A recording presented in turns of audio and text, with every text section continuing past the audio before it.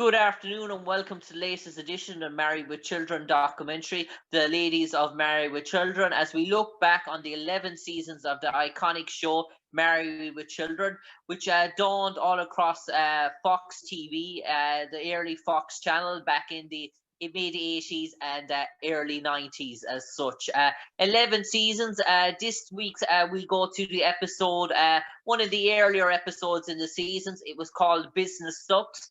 It was about the breastfeeding in terms of a public place, in terms of Gary's shoe store. One of the main actresses who had a guest starring role in this episode, she played the character Lucille, the one and only Gretchen Palmer. And I suppose, Gretchen, to be involved with a show like Married with Children that was shown all across America, shown in nearly every household, with actresses the likes of Denise Richards, Tiffany Thiessen, Pamela Anderson, to name a few, all guest started right in their early careers in Married with Children. How was it like for you, and was it a big deal at the time for you as a young actress guest starring in Married with Children? Heck yeah. It was my second sitcom.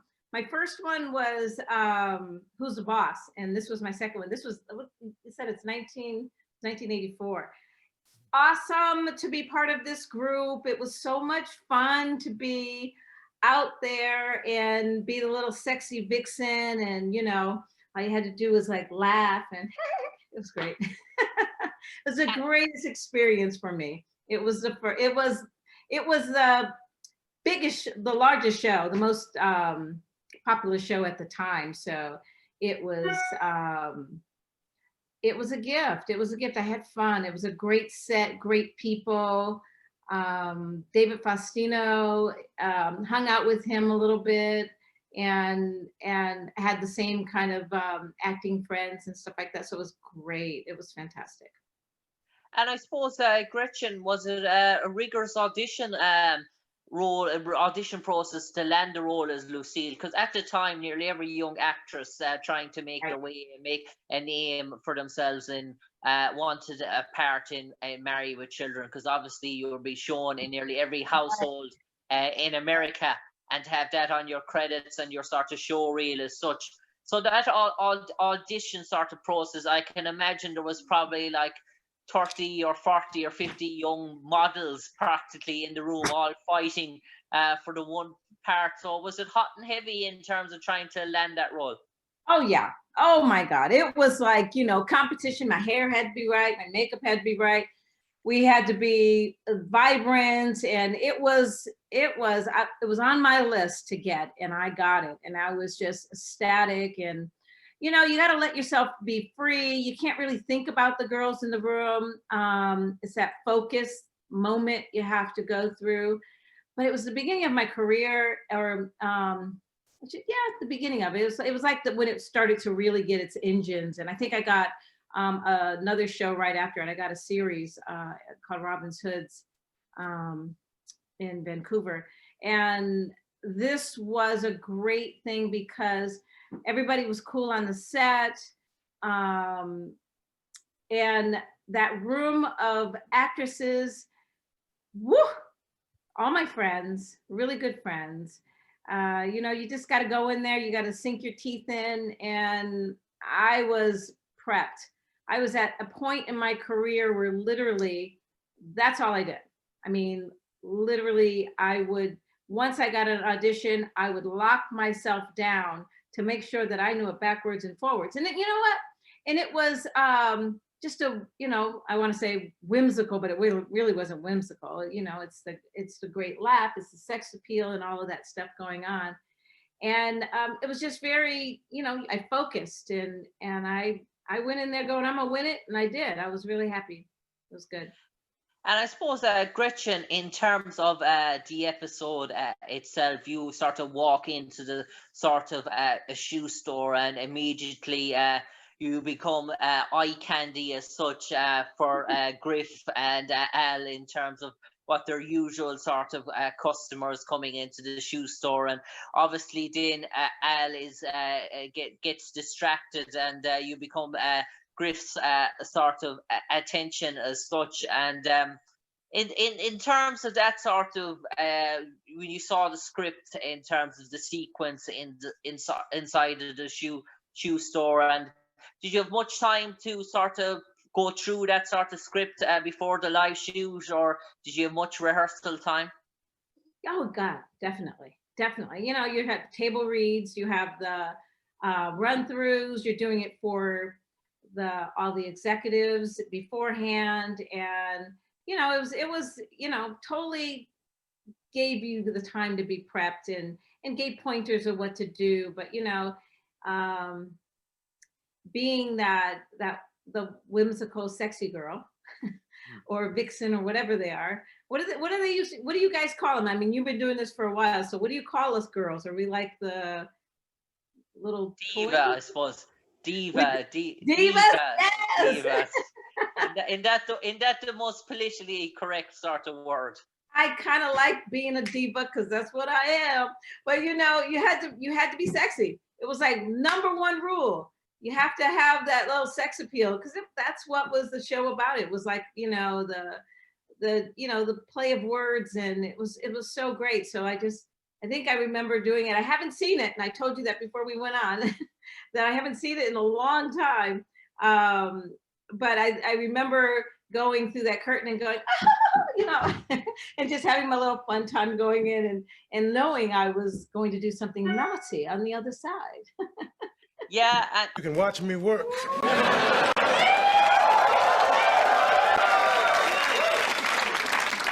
Hello, honey. My name is Griff. I own this mall. Yeah, did you notice his luxury Geo Metro with the po' boy vanity plates parked in the executive level Z? Hey, Dad. Listen, we just got a call from Mom. Well, don't blame me. I suppose there's a sequence there. I'll sort of jog your memory now, where Griff is telling you about Garter Bells in terms of being in the back store, and you come along there and you go and have a look, and you say, "I see it's dark back there." And Griff says, "I'll take you." Griff's looking from behind. He's sort of peering in on you, and he says, "I'll take you back for a fitting." And you sort of disappear into the background, into the back of the sort of store, and obviously we see the sequence between you. And I suppose in terms of that sort of sequence, you sort of show the innocence and naivety of youth, and there we say Griff, all his predatory sort of instincts are coming to the fore. That sounds like you got it in one big old sentence. That kind of made me hot. You were actually describing it and made me go, oh, brought me back to that moment. Yeah, it was, you know, it's, you know, shows are fun.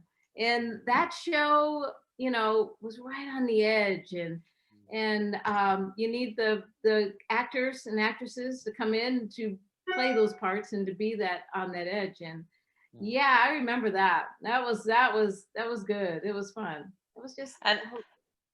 And Gretchen, some people, I suppose, they come from different type of backgrounds, and there could be some people are very sort of Christian families, and in terms of 80s and 90s, and that TV for the time probably shocked them to the core. But it was probably an adult team sort of fun show. Some people loved it beyond comparison. It was their weekly sort of weekly take. They had to see it every sort of week, and the other people who were probably more backward and refined were probably found it a bit offensive. But in terms of most people, you just really had to take it what it was, I suppose, really light-hearted adult sort of humor. I suppose it was testosterone sort of driven in terms of its 16 to 35-year-old demographic audience, but that was its audience, and I suppose it was trying to reach out to its audience in terms of giving viewer content that its audience would sort of like. So I suppose those type of shows, you're not really going to please everyone, I imagine. That's exactly right. You know, but it was needed during that time. You know what I mean? It's just like, we all need a good laugh. We all need to go, ooh, what are you doing? We need to, like, you know, take you down that road. True honor to be part of that wonderful show that lasted, how many, was it 17? 11 years. 11 seasons, 11 11 seasons, and seasons. I say nearly up on 200 shows. Like, Yeah. it's incredible. The greatest, great set. But go ahead. I suppose, Gretchen, I suppose when you see a season that does 11, sort of a show that does 11 seasons, and the first season was 14, but from there on, season 2 on, you're talking about 20, 21, 22 episodes a season. That's a long year for a main cast to be involved, and to do 11 seasons in today's world is probably much unheard of. Most seasons probably are 8, 9 to 10 episodes, and after 4 or 5 seasons, after 5 seasons max, the network says, well, that's enough of that, new sort of project. So it's very much unheard of, I suppose, nowadays for something like that. Oh, 100%. I mean, Grey's Anatomy right now is at 17, but it's an hour drama, which is, I'm like, 17, wow. So 11, I mean, is for a sitcom. And, because you kind of, I don't want to say it has to end at some point. You know what I mean? Everything has to end at some point. Except for The Simpsons. Right? That doesn't show no sign of ending at the moment. How many years is that? You're the historian. Go ahead, tell me, how many years? I say 1990, so 1989 was The Simpsons came on, so you're talking more than 30 years now, I think, at the moment. That is crazy. I love the way you say 30. Yeah, 30. But 30 years. Yeah, it's a dirty year. Yeah, dirty 30, I suppose. Yeah, but Gretchen, in terms of Married with Children, in terms of playing that sort of sexy sort of vixen, Lucille, in terms of the wardrobe and the costume and the makeup on the day, do you sort of like that in terms of feeling glamorous on set, feeling vibrant, feeling young, flirtatious, in terms of being shown all across America for family and loved ones? I suppose in some ways it probably shows off good traits in your character as well, I suppose, to show everyone probably wants to look their best on TV as well, I suppose. That is correct. I have to say, this light on me, I'm sorry, I've got this like light this way. I'm right this way. There we go. Yeah. Just trying to get the light off of me. Oh, no problem. You're fine. We're trying to figure it out. So, well, God, then the light's really big. Okay, I'm making too much about the light. We're gonna ignore that light that's on my arm and just think it's something else. Okay, it's perfect. So I'll tell you about playing those roles. It is the best, and like you said, I don't have to worry about.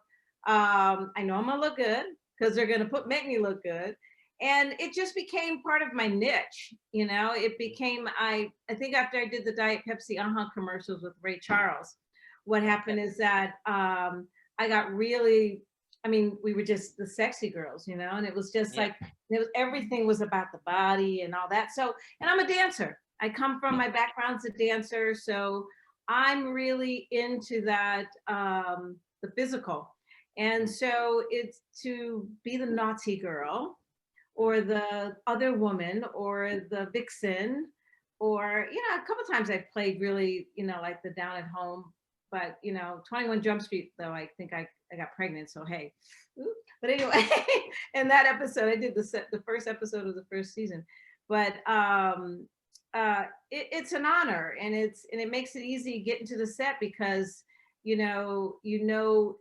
hopefully that you're gonna get something that fills the character. It helps. So if the dress is nice and tight and the tattoos are up, and you start to feel the character, and you're wearing these great shoes and these great outfits, and makeup and hair is done, and we become these wonderful characters. And I think it's a blessing, because really and honestly, you can only play those roles for a moment, in life, and then you become 60 or 70, or we can't do it anymore. But then we become, what do they call it now? A MILF? We become that. Refined, a refined older woman, let's say. Refined. See, I like the Irish way to say it. I love that. I want to come visit you in Ireland. This is cool. What's going Yeah, on? definitely, I suppose. But at the moment, we can't go 5 kilometers outside our own sort of village. So, Right, so we're very right. much, you won't be able to get to see much at the moment here in Ireland. That's for sure. I suppose, Gretchen, in terms of, I spoke to a good lot of actresses, and I've asked them about Ed O'Neill, I've asked them about David Faustino, and I've asked them about Christina Applegate and such. But I've never got around to asking about Harold Sylvester. And I suppose most of your scenes were with Harold Sylvester. What was Harold Sylvester like as an actor? Is he a naturally sort of funny guy offset yeah. as well, or is he a very nice sort of gentleman? Is he sort of was he very friendly to the guest stars? Did he make you feel at home and sort of comfortable? And were you aware of his acting and his background when you heard you were going to work with him at the time? Because everyone talks about Ed O'Neill and David Faustino, but not much is said about Harold Sylvester. What was Harold Sylvester like on set? He's a great guy. Funny, just really warm. I mean, we got along really well. We talked about things before doing it, and he was supportive. That whole set though, and I know that everyone's saying it's like it's a family. It's like they were together so long, and we were the guest artists that came in, but they brought us in and they made you feel warm, and it was easy, and he is great. We had conversations because half the scene we're in that closet, and you got to wait Yeah. until the scene's done in the other room, and then he goes back out. So he's a really nice guy. Everybody on that set was amazing, but he warm, friendly. It was just fun to work with him.